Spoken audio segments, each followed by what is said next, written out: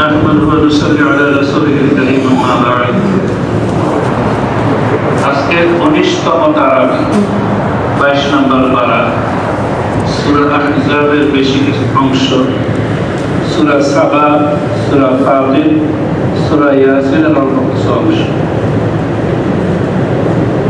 আজকে পারার শুরুতেই নবীর বিবিদের শ্রেষ্ঠত্ব ও গুণাবলী এবং পরে মুসলিম নরনারীদের কিছু গুণাবলী, তাদের এই গুণগুলি থাকবে আল্লাহ তাআলা তাদের জন্য মহাপুরস্কারের ঘোষণা করছেন।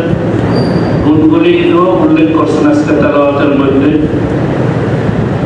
যেমন অনুগত নরনারী।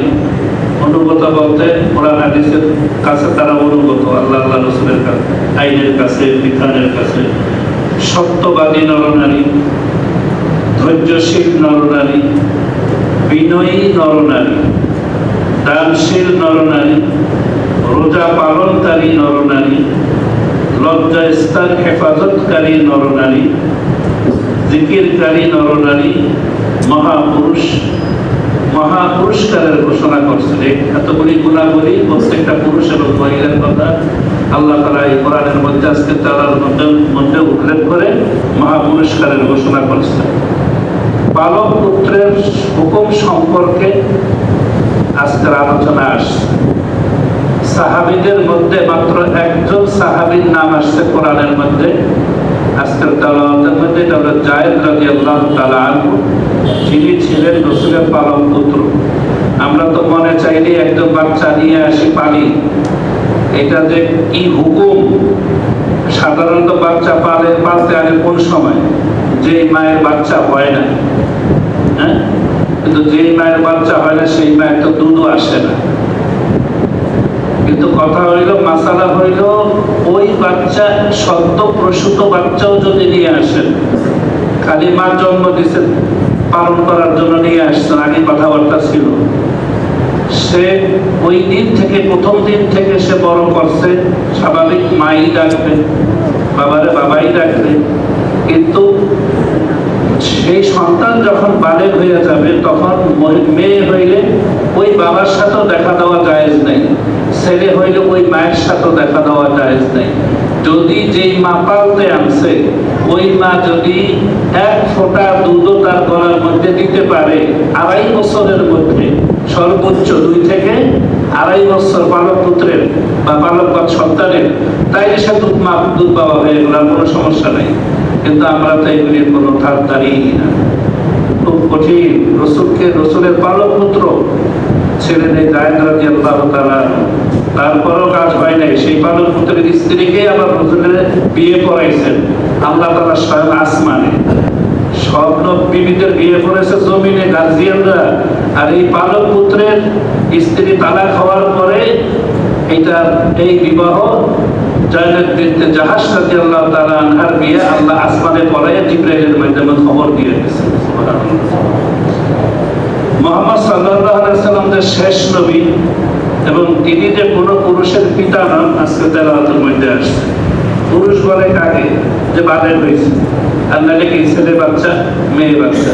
রাসূলের 3 জন অথবা 4 জন মতান্তরে ছেলে ছিলেন, কিন্তু ওই ছোট্ট অবস্থায় মারা গেছেন। এই জন্য আমরা বলছেন যে কোনো পুরুষের পিতা ছিলেন না এবং উনি শেষ নবী।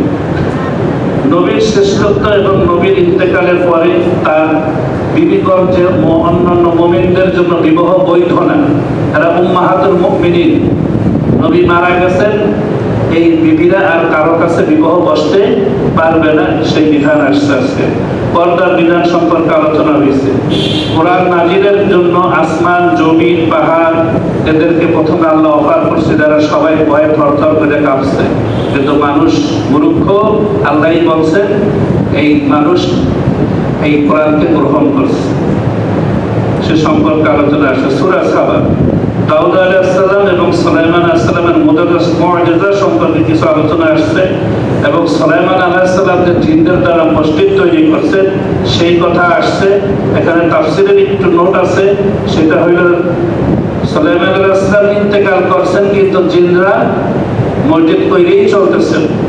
বাইতুল মুকাদ্দাস বড় পরিতাপের বিষয়। এই মুহূর্তে এমন আলোচনা, গত রাত্রেও 5 শতাধিক নারী বাচ্চা মানে অতর্কিতভাবে হামলা করে তারা বাইরে ফেলাইছে। 500-700 উপর আহত, মানে এই গত রাত্রে মর্মান্তিক অবস্থা। এই বাইতুল মুকাদ্দাস সুলাইমান আলাইহিস সালাম তৈরি করেছেন জিনদের দ্বারা। এখান থেকে একটা মাসালা স্পষ্ট হয় যে জিনেরা অনেকেই মনে করে যে গায়েব জানে, কিছু জিনের তদবির যারা করে তাদের কাছে যায়, আমার এটা একটু বইটা দেন, একটু করিয়া দেন, এই সেই ইমান থাকবে না। কারণ গায়েবের মালিক একমাত্র আল্লাহ তাআলা।